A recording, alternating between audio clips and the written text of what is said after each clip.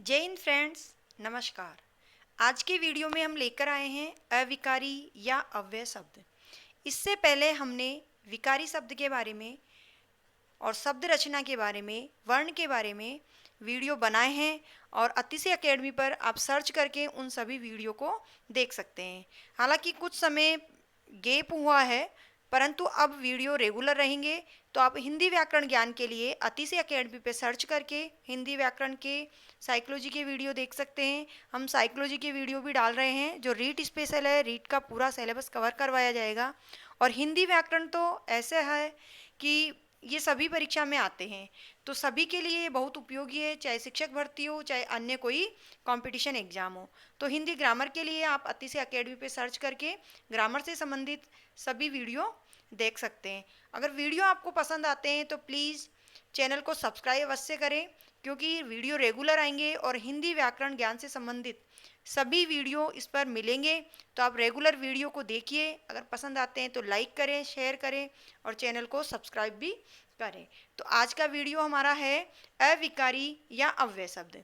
अब हम देखेंगे कि क्या होते हैं अव्यय शब्द या अविकारी शब्द। वे शब्द जिनके स्वरूप में लिंग, वचन, कारक एवं काल ये चार आधार माने गए हैं। इनके आधार पर अगर किसी भी प्रकार का परिवर्तन नहीं होता है तो उसे हम अविकारी या अव्यय शब्द कहते हैं। जबकि हमने विकारी में देखा था लिंग, वचन, कारक एवं काल। मुख्य रूप से ये चार आधार है जिनके आधार पर वाक्य में परिवर्तन आता है, इसलिए उनको विकारी कहा जाता है। जबकि परिवर्तन नहीं आता उसे अविकारी कहा जाता है। अब यहाँ हमें ध्यान देना है कि अविकारी को ही अव्यय शब्द भी कहते हैं, क्योंकि परीक्षा में अव्यय में से प्रश्न जरूर आता है। वहाँ अविकारी शब्द नहीं देकर के अव्यय पूछ लिए जाते हैं। तो हमने देखा कि जिनमें परिवर्तन नहीं हो वह अविकारी या अव्यय शब्द होते हैं। अब हम देखते हैं अविकारी शब्द के भेद। ये अविकारी जो शब्द है उसके भी चार भेद होते हैं। इससे पहले हमने जो विकारी शब्द देखे थे उनके भी चार भेद थे, अर्थात वो भी चार प्रकार के थे, यानी संज्ञा, सर्वनाम, विशेषण और क्रिया। इन चारों में परिवर्तन आता है। किस प्रकार से आता है? लिंग, वचन, कारक एवं काल के आधार पर। तो उनको इसीलिए विकारी कहा जाता है। और ये जो चार भेद हैं इनमें किसी प्रकार का कोई परिवर्तन नहीं आता। ये जो चार प्रकार के अविकारी या अव्यय शब्द होते हैं इनमें परिवर्तन नहीं आने के कारण ही इन्हें अविकारी या अव्यय शब्द कहा जाता है। तो अब हम देखते हैं अविकारी शब्द के भेद। ये कौन कौन से चार भेद हैं तो देखते हैं हम। क्रिया विशेषण, संबंध बोधक, समुच्चय बोधक और विस्मयादि बोधक।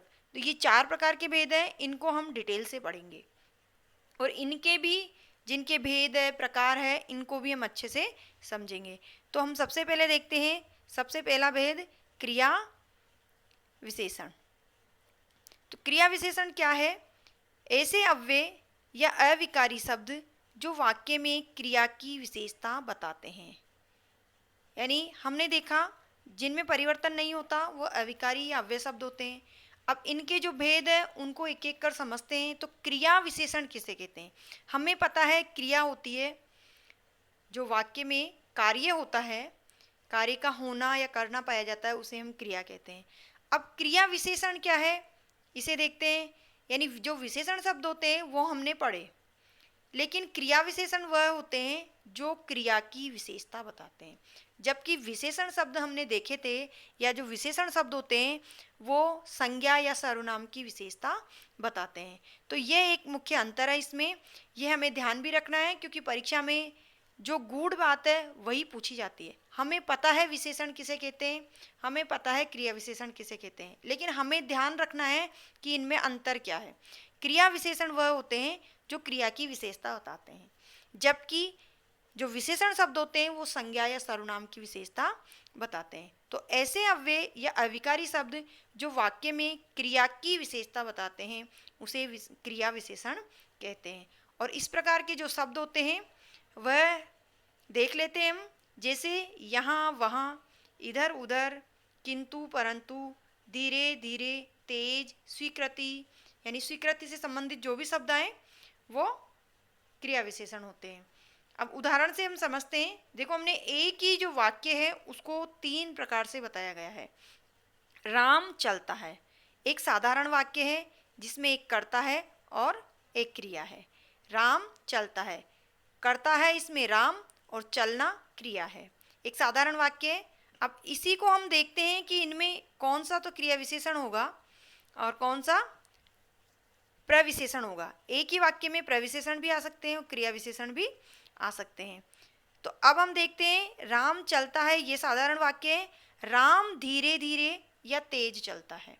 यहाँ मैंने ऑब्लिक लगा के दोनों शब्द लिख लिए क्योंकि राम धीरे धीरे चलता है, अथवा वाक्य में ये भी आ सकता है कि राम तेज चलता है। तो राम हम जानते हैं कि कर्ता है, चलता क्रिया है जैसा कि हमने पहले वाले वाक्य में पढ़ा। लेकिन यहाँ जो धीरे धीरे और तेज है वो क्रिया की विशेषता बता रहे हैं। यानी जो चलने की क्रिया है वह या तो धीरे धीरे हो रही है या तेज हो रही है। यानी जो क्रिया की विशेषता बताई जा रही है धीरे धीरे या तेज शब्द से, वह क्रिया विशेषण शब्द है। अगला देखते हैं, राम बहुत तेज चलता है। अगला वाक्य है, हमने देखो यही वाक्य लिया है और इसमें जो अंतर है उसे ध्यान से समझना है। अगर अलग अलग वाक्य लेते तो शायद आप कंफ्यूज हो जाते, इसीलिए हमने एक ही वाक्य में दूसरे शब्द डाल करके उस अंतर को समझाया है कि कौन सा तो क्रिया विशेषण है और कौन सा प्रविशेषण है। वाक्य में प्रविशेषण भी होते हैं। विशेषण तो हम जानते हैं, लेकिन प्रविशेषण क्या होते हैं? जो विशेषण की भी विशेषता बताए वह प्रविशेषण होते हैं। अब यह वाक्य है, राम बहुत तेज चलता है। तो राम कर्ता है, चलना क्रिया है और तेज क्रिया विशेषण है, जैसा हमने इस वाक्य में देखा। अब यहाँ एक और शब्द आया है तेज, और तेज भी कैसा? बहुत तेज। यानी जो ये तेज शब्द है इसकी भी विशेषता बहुत शब्द बता रहा है। ये विशेषण शब्द है, ये क्रिया से पहले है, क्रिया की विशेषता बता रहा है, इसलिए ये क्रिया विशेषण है। लेकिन तेज भी कितना? बहुत। यानी तेज की भी विशेषता किस शब्द से बताई जा रही है? बहुत शब्द से। यानी जो विशेषण की विशेषता बताए वह शब्द प्रविशेषण कहलाते हैं। तो उम्मीद करती हूँ इन वाक्यों से आपको समझ में आया होगा। राम बहुत तेज चलता है यानी राम करता है, और बहुत प्रविशेषण है, तेज क्रिया विशेषण है और चलना क्रिया है। अब हम देखते हैं क्रिया विशेषण के प्रकार। तो क्रिया विशेषण के 4 प्रकार होते हैं: कालवाचक क्रिया विशेषण, स्थानवाचक क्रिया विशेषण और रीतिवाचक क्रिया विशेषण और परिमाणवाचक क्रिया विशेषण। तो एक एक को हम ध्यान से देखेंगे। सबसे पहला है कालवाचक क्रिया विशेषण। तो कालवाचक क्रिया विशेषण के बारे में हम देख लेते हैं कि कालवाचक क्रिया विशेषण क्या होता है। ऐसे शब्द जो क्रिया के होने के समय का बोध कराते हैं, यानी क्रिया के होने का समय बताते हैं। काल से अर्थ है समय, काल से अर्थ है समय।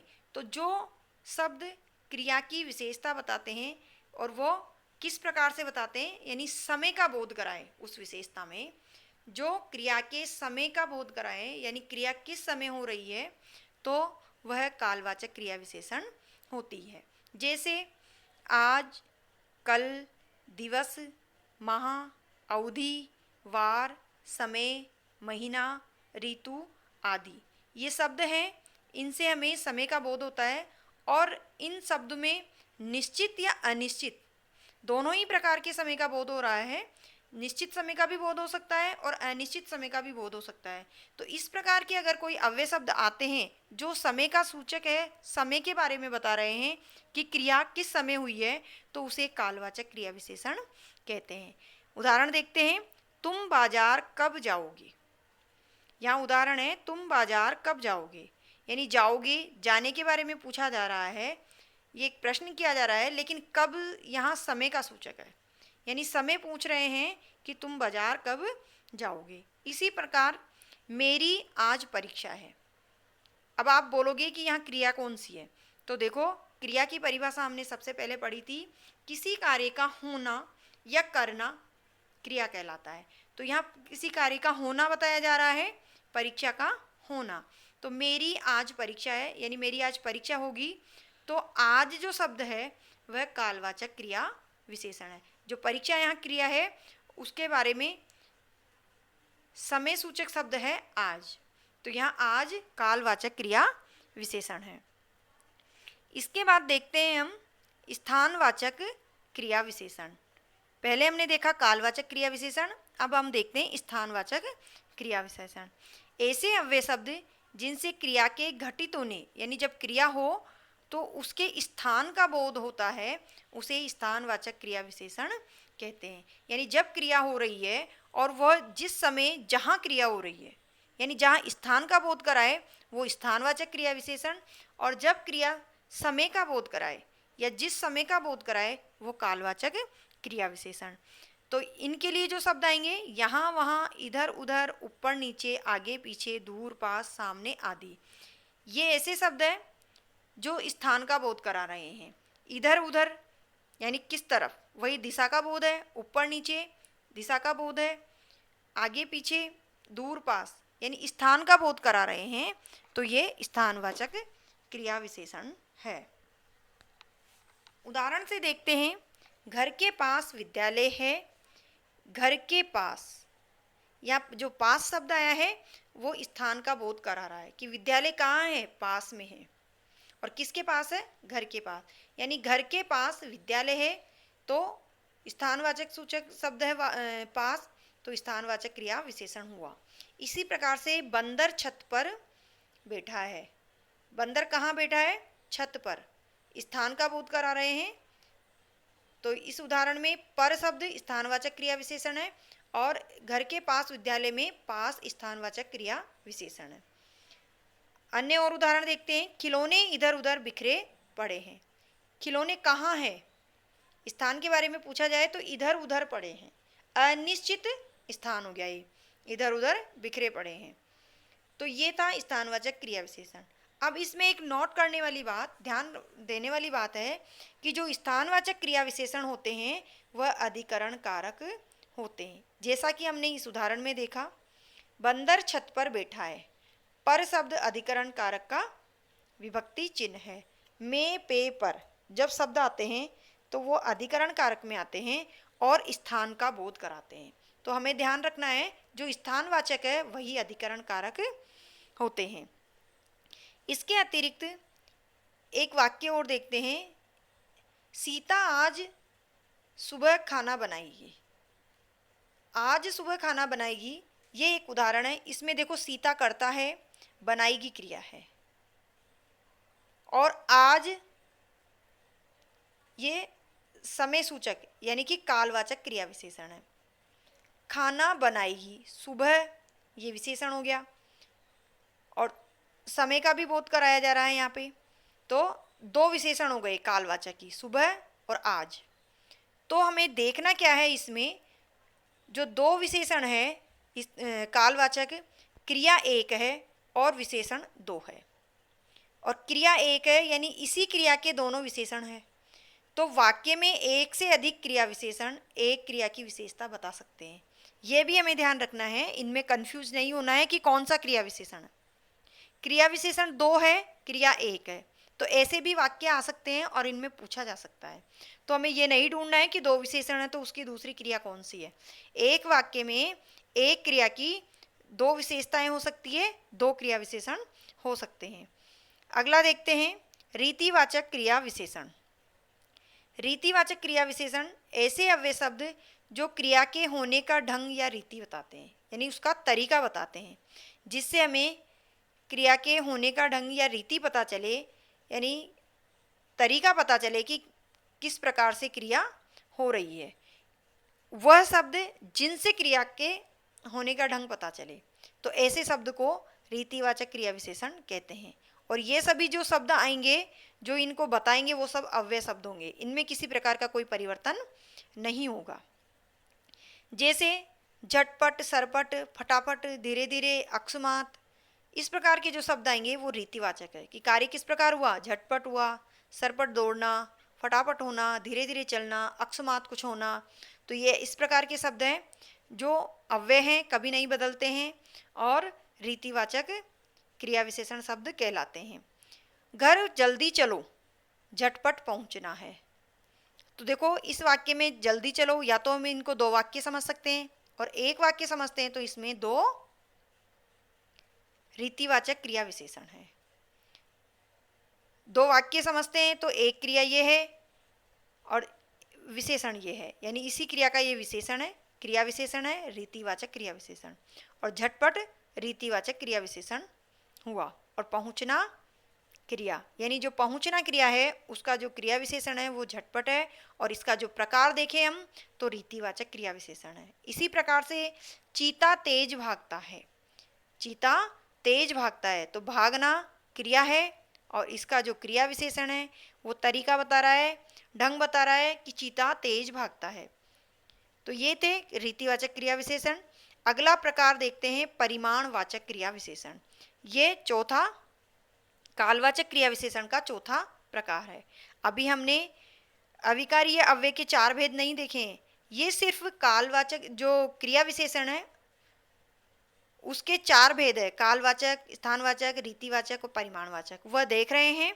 पहला ही चल रहा है क्रिया विशेषण परिमाणवाचक क्रिया विशेषण। तो परिमाणवाचक क्रिया विशेषण किसे कहते हैं? ऐसे अव्यय शब्द जो क्रिया की माप, तोल और मात्रा का बोध कराते हैं। जैसा कि हम जानते हैं परिमाण किसे कहते हैं? जो माप, तोल और मात्रा का बोध कराएं, उसे परिमाणवाचक क्रिया विशेषण कहते हैं। यानी वाक्य में जो क्रिया की विशेषता किस प्रकार से बताए? माप, तोल और मात्रा, यानी क्रिया के माप, तोल और मात्रा का बोध कराए, उसे परिमाणवाचक क्रिया विशेषण कहते हैं। जैसे कितना, उतना, थोड़ा, अधिक, न्यून, बहुत, कम, इस प्रकार के उसमें शब्द आएंगे जो परिमाण का बोध कराएंगे। उदाहरण, दूध कितना है, दूध कितना है, कितना मात्रा पूछी जा रही है। परीक्षा में थोड़ा समय है, यानी यहाँ भी मात्रा ही पूछी जा रही है समय की, तो थोड़ा समय बचा है अभी परीक्षा में। तो इस प्रकार के शब्दों से जिससे परिमाण का बोध हो वह परिमाणवाचक क्रिया विशेषण कहलाते हैं। अब हम दूसरा प्रकार देखते हैं अविकारी या अव्यय शब्द का संबंध बोधक। ऐसे अव्यय शब्द जो वाक्य में संज्ञा या सर्वनाम के बाद प्रयुक्त होकर, इसे ध्यान से देखना, परिभाषा बड़ी लगेगी लेकिन जब हम समझेंगे तो हमें आसान हो जाएगी। ऐसे अव्यय शब्द जो वाक्य में संज्ञा या सर्वनाम के बाद प्रयुक्त होते हैं। सबसे पहले ध्यान देना है, ये संज्ञा या सर्वनाम दोनों में से कुछ भी हो सकता है, संज्ञा या सर्वनाम दोनों में से कुछ भी हो सकता है, ये संज्ञा या सर्वनाम शब्द है, उसके बाद में प्रयुक्त होते हैं। और दूसरे संज्ञा या सर्वनाम शब्द, यहाँ भी कोई संज्ञा या सर्वनाम शब्द होगा और इसके बीच में जो ये प्रयुक्त होता है, इन दोनों को जोड़ने के लिए सर्वनाम शब्दों से संबंध बताते हैं। यानी एक संज्ञा या सर्वनाम शब्द के बाद प्रयुक्त होते हैं और दूसरे संज्ञा या सर्वनाम शब्द से संबंध जोड़ते हैं, अर्थात दो संज्ञा या सर्वनाम शब्दों के मध्य संबंध बताने वाले अव्यय शब्द को संबंध बोधक अव्यय कहते हैं।